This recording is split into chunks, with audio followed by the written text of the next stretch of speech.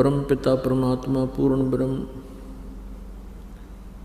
सर्व सृष्टि रचनहार कुल मालिक बंदी छोड़ कबीर साहब जी, कबीर देव जी, ये हम सभी आत्माओं के जनक हैं। ये हमारे पिता हैं, ये हमारे हितैषी हैं। हम सभी आत्माएं अपनी गलती के कारण इस काल के जाल में फंस गए। ये काल कौन है? हमारे यहाँ जन्मने और मरने के पीछे ये क्या कहानी है, क्या कारण है? आज हम चाहे कितने ही धनी हो, कितने ही हमारा परिवार संपन्न हो, एक पल में ना जाने क्या हो जाए। परिवार के परिवार मृत्यु को प्राप्त हो जाते हैं। अक्षेत्र के अक्षेत्र भूकंप या किसी अन्य प्राकृतिक आपदा के कारण विनाश को प्राप्त हो जाती है। लाखों मनुष्य मर जाते हैं, उनके बच्चे भी साथ ही मृत्यु को प्राप्त हो जाते हैं। और शेष बच्चे ये सोचते हैं कि हम कुशल हैं। परमेश्वर कबीर देव जी ने आकर के हमें ये बताया कि जिनको काल ने ग्रास कर लिया, जिनको उन आपदाओं ने नष्ट कर दिया, वो भी कुछ क्षण पहले अपने आप को कुशल समझ रहे थे। उनकी ना जाने कितनी आशाएं थी, उतनी ही आशाएं थी जितनी शेष बचे हुओं की हैं। वो स्वयं ही ना रहे, आशाएं तो कहाँ से होनी थी, कहाँ से रहनी थी। पुण्यात्माओं परमात्मा ने आके, कबीर परमेश्वर जी ने आके इस काल के षड्यंत्र का बांडा फोड़ किया है कि तुम अपनी गलती के कारण आप जी यहाँ आ गए, और अब ये तुम्हें रास्ता नहीं दे रहा। इसके कारण इसका स्वार्थ है कि इस काल को जो 21 ब्रह्मांड का स्वामी है, इसको ब्रह्म भी कहते हैं। वेदों में इसे ब्रह्म कहा है, जिसका ओम नाम, ओम मंत्र है जाप करने का। ये 21 ब्रह्मांड का स्वामी है, प्रभु है, मालिक है। इसको ब्रह्म कहते हैं, इसको काल भी कहते हैं। ये स्वयं भी श्रीमद् भगवत गीता अध्याय नंबर 11 के श्लोक नंबर 32 में कहता है कि अर्जुन, मैं बढ़ा हुआ काल हूं, और अब इन सभी लोगों को नाश करने के लिए प्रवृत्त हुआ हूं। श्रीमद् भगवत गीता अध्याय नंबर 11 के श्लोक 21 में अर्जुन देख रहा है कि हे प्रभु, आप तो इन ऋषियों को भी खा रहे हो। आपके सामने ये सिद्धों के समुदाय देवताओं के पूरे ग्रुप आपके सामने करबद्ध खड़े हैं और मंगल कामना कर रहे हैं, वेदों के स्तोत्रों से आपकी स्तुति कर रहे हैं और आपसे भीख मांग रहे हैं अपने जीवन की, अर्थात मंगल कामना कर रहे हैं। आप उनको भी खा रहे हो। तब 11वें अध्याय के 32वें श्लोक में ये काल कहता है, जो श्री ब्रह्मा, श्री विष्णु, श्री शिव जी के पिताजी हैं, ये काल कहता है कि मैं काल हूँ अर्जुन, मैं काल हूँ, और इन सभी लोगों को, इन सभी सेनाओं को इनका नाश करने के लिए अब मैं प्रवृत्त हुआ हूं। अर्जुन देख रहा है कि कुछ देवता, कुछ व्यक्ति आपकी जाड़ों में लटक रहे हैं, कुछ आपके मुंह में समा चुके हैं। ये काल कौन है? श्री कृष्ण काल नहीं थे। श्री कृष्ण जी ने पहले कभी अपने आप को काल नहीं कहा। श्री कृष्ण जी ने उस गीता के ज्ञान के उपरांत यानी महाभारत के युद्ध के उपरांत अपने आप को कभी काल नहीं कहा,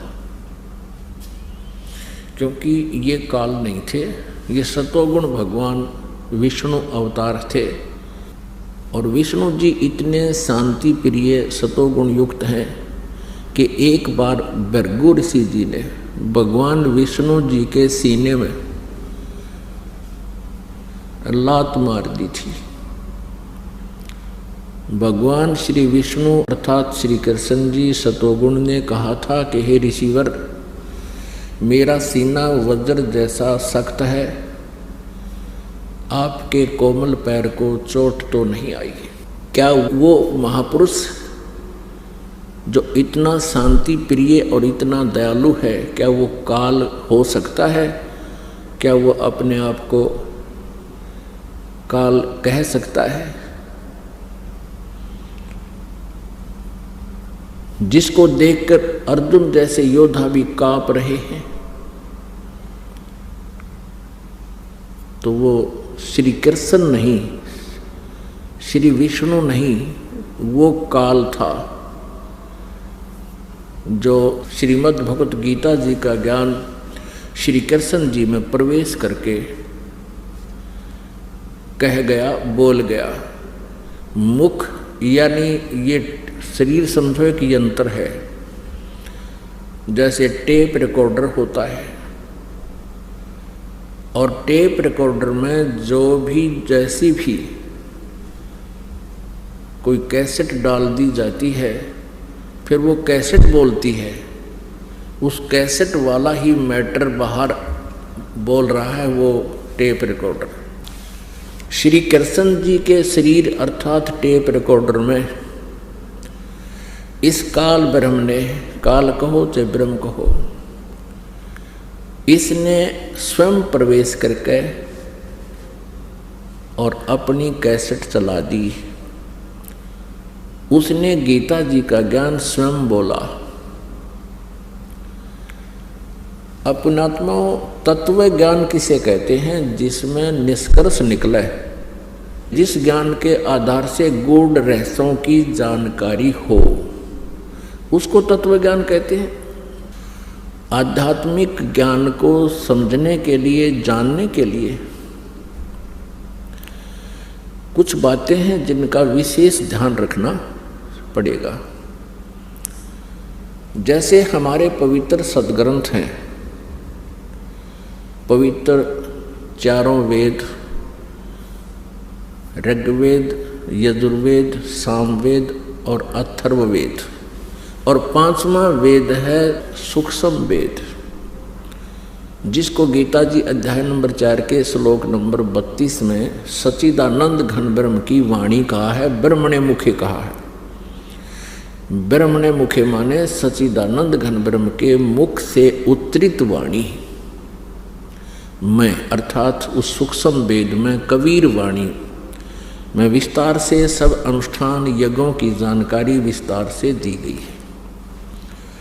और वो तत्व ज्ञान है, उस ज्ञान को चौथे अध्याय के गीता जी के 34वें श्लोक में कहा है कि उस तत्व ज्ञान को जो सच्चिदानंद घन ब्रह्म की वाणी में विस्तार से कहा गया है, कबीर वाणी में, सूक्ष्म वेद में, उसको तत्वदर्शी संतों के पास जाकर समझ। वह ज्ञान श्रीमद् भगवत गीता जी से भी भिन्न है और वो कंप्लीट है, वो पूर्ण ज्ञान है, जिसको गीता ज्ञान दाता भी नहीं जानता। इसलिए उसने ये कहा है कि उस तत्व ज्ञान को, उस परमात्म ज्ञान को, पूर्ण परमात्मा की जानकारी को तत्वदर्शी संतों से पूछो। वो तत्व ज्ञान सुख संवेद और पवित्र 18 पुराण, पवित्र श्रीमद् भगवत गीता और पवित्र सुधा सागर, ये हमारे जो आध्यात्मिक ज्ञान का सिलेबस है, आध्यात्मिक ज्ञान का ये पाठ्यक्रम है, ये सिलेबस है। और कोई भी आचार्य, गुरु, महामंडलेश्वर जी यदि हमारे सिलेबस के आधार से, यानी हमारे पवित्र सद्ग्रंथों में वर्णित ज्ञान को हमें बता रहा है, तो वो ज्ञान है सही। और जो इन पवित्र सद्ग्रंथों में वर्णित ज्ञान के विरुद्ध ज्ञान दे रहा है, अर्थात जो सिलेबस से बाहर, पाठ्यक्रम से बाहर कोई टीचर, कोई अध्यापक पढ़ा रहा है, तो वो उसका ज्ञान सही नहीं है, उसका ज्ञान सिलेबस अनुसार नहीं है, पाठ्यक्रम के अनुसार नहीं है। तो ऐसे ही जो आध्यात्मिक टीचर हैं, आध्यात्मिक गुरु हैं, आचार्य हैं, यदि वो हमारे सद्ग्रंथों में वर्णित उल्लेख के आधार से वो अपना ज्ञान सुना रहे हैं, जनता को प्रवचन कर रहे हैं, तो वो ज्ञान सही है, वो अध्यापक सही है। वो क्योंकि ये जो आध्यात्मिक गुरु हैं ये भी टीचर होते हैं, ये आध्यात्मिक टीचर हैं। और हमारा सिलेबस है ये पवित्र सद्ग्रंथ, इनमें वर्णित विधि और ज्ञान को जो टीचर अर्थात जो आचार्य गुरु हमें बता रहा है, तो वो टीचर सही है, वो आचार्य है। और जो हमारे सद्ग्रंथों के विपरीत ज्ञान दे रहा है, उसको लोक वेद कहते हैं। वो लोक वेद मीन उसका सेल्फ मेड दंत कथा, तो वो ज्ञान निराधार होता है। और जिस प्रकार विद्यार्थियों का नाशक होता है वो टीचर, जो सिलेबस से बाहर का ज्ञान उनके अंदर फीड कर रहा है, ठीक इसी प्रकार वो आचार्य, आध्यात्मिक टीचर, आचार्य गुरु, वो शत्रु है उस मानव समाज का, श्रद्धालुओं का, जो उसके ऊपर आश्रित हैं और वो सद्ग्रंथों के विपरीत ज्ञान दे रहा है। और सद्ग्रंथों में वर्णित, शास्त्रों में वर्णित विधि से विपरीत भक्ति विधि बता रहा है, मनमाना आचरण करा रहा है, वो टीचर ठीक नहीं, वो आचार्य ठीक नहीं, वो शत्रु है आप जी का। अब ये निर्णय करना पड़ेगा कि कौन आचार्य ठीक ज्ञान दे रहा है और कौन गलत दे रहा है। श्रीमद् भगवत गीता अध्याय नंबर 16 के श्लोक नंबर 23 और 24 में स्पष्ट किया है गीता ज्ञानदाता ने कि जो शास्त्र विधि को त्याग कर मनमाना आचरण करते हैं, उनको न तो सुख होता है, न उनकी गति होती है, और न ही कोई सिद्धि को वो प्राप्त होते हैं, अर्थात व्यर्थ।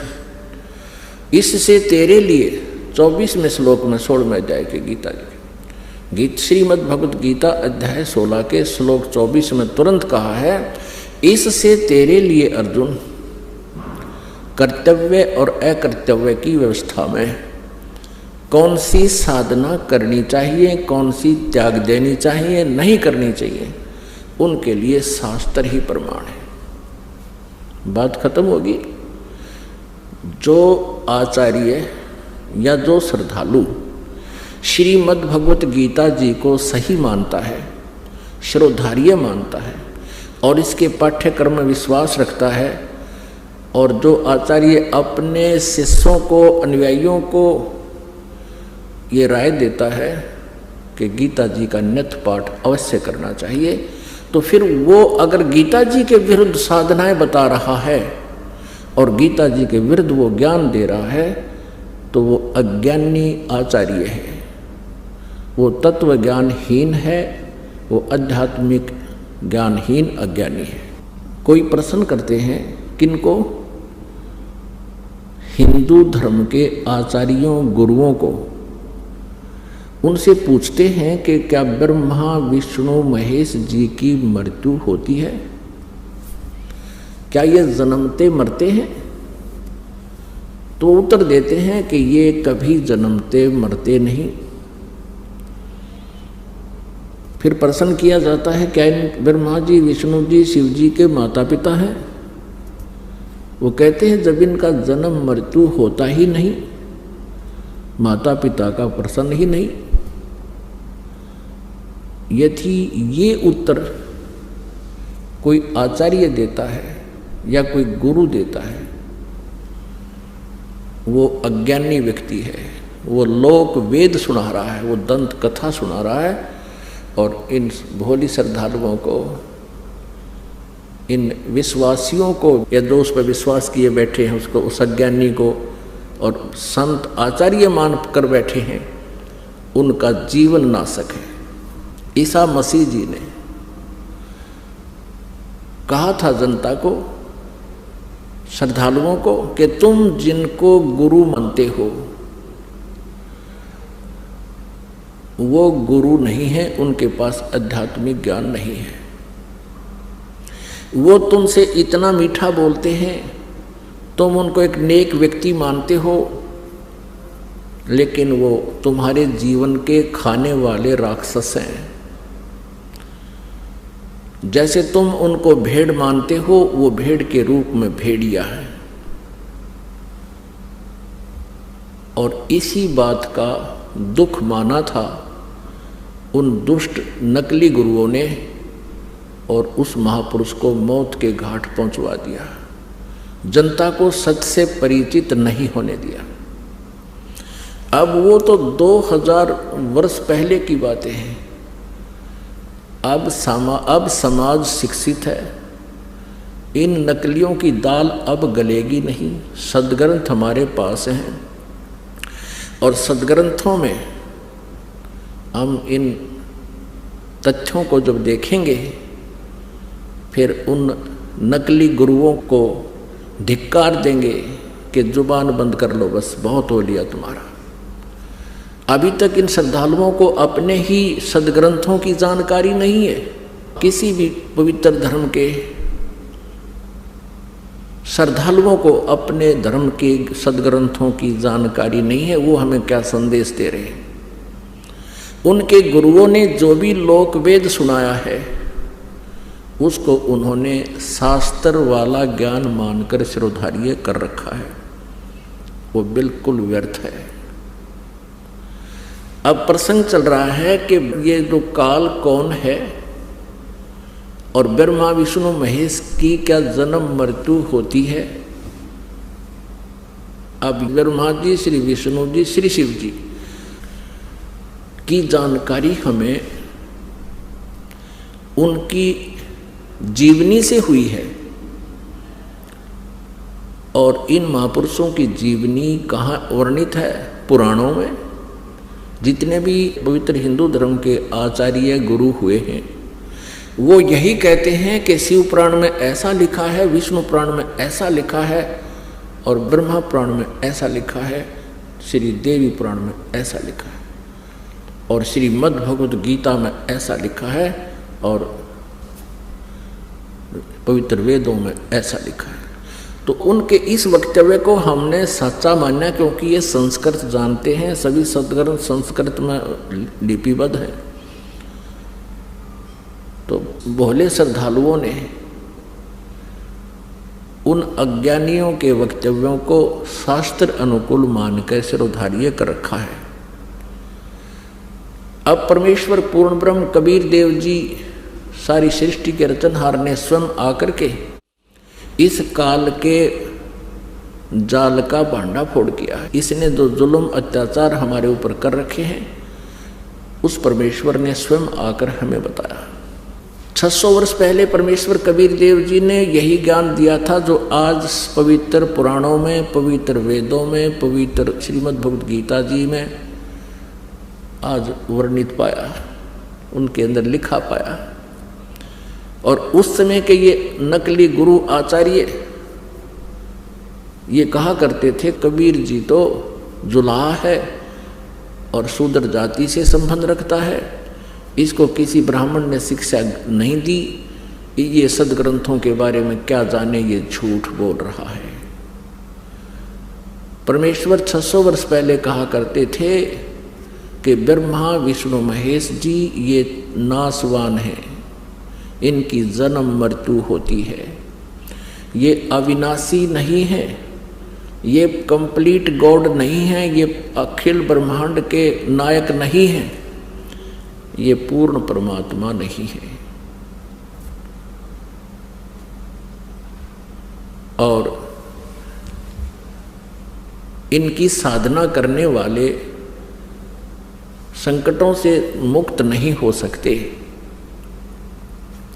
तो उस समय इन परमात्मा के सतवचनों का इतना जोर शोर से विरोध किया, उन नकली गुरुओं ने जनता को भ्रमित कर दिया कि वह कबीर जुलाहा झूठा है, हमारे देवी देवताओं के बारे में ऊट पटांग बोलता है, उनका अपमान करता है। और परमेश्वर के पीछे हमें लगा दिया उन दुष्टों ने,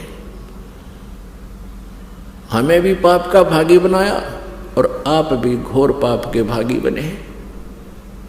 वही ज्ञान जो 600 वर्ष पहले परमेश्वर कबीर देव जी ने बताया था, आज ये दास आपको परमेश्वर के ज्ञान को अपने सदग्रंथों से मेल करके रूबरू करा रहा है।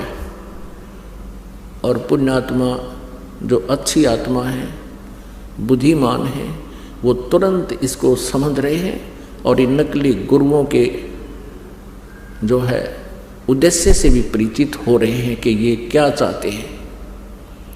इनका उद्देश्य सदा ये रहा है कि हम जनता को सच्चाई से दूर रखें ताकि इनके ये रोजी रोटी बनी रहे, इनका आचार्य पद सुरक्षित रहे, इनका गुरु पद सुरक्षित रहे और इनको जनता के कल्याण से कोई लेन देन नहीं। यदि ये सत्य में वास्तव में जनता के हितैषी हैं, ये गुरु नकली और ये महंत अपना जीवन नष्ट कर रहे हैं, अगर ये हितैषी हैं तो इस ज्ञान को समझे और गहराई से सोचे तुम क्या कर रहे हो, क्या करना चाहिए था, तुम कितने दोषी हो भगवान के, और स्वीकार करें, सरेंडर करें इस ज्ञान के सामने कि हमारे पास ज्ञान नहीं है, नहीं तो आओ मैदान में और प्रमाणित करो अपने ज्ञान को किसी सदग्रंथ के साथ से। अब यह आध्यात्मिक ज्ञान चर्चा एक प्रोग्राम स्पॉन्सर करवाया जा रहा है भक्तों के द्वारा। अब इसमें देखते हैं कितने लोग आते हैं। यदि ये हितैषी हैं जनता के तो आएंगे और अपने विचार व्यक्त करेंगे और साथ में फिर दास भी अपना टिप्पणी करेगा, विचार देगा। अब जिसको अच्छा लगेगा पुण्यात्मा स्वीकार कर लेंगी, ये भ्रमित ना रहेंगी। अपनी अपनी कह रहे हैं, लोक वेद सुना रहे हैं, तो वो लोक वेद अब पता चल जाएगा जो सदग्रंथों से मेल खाता है वो ज्ञान तत्व ज्ञान है।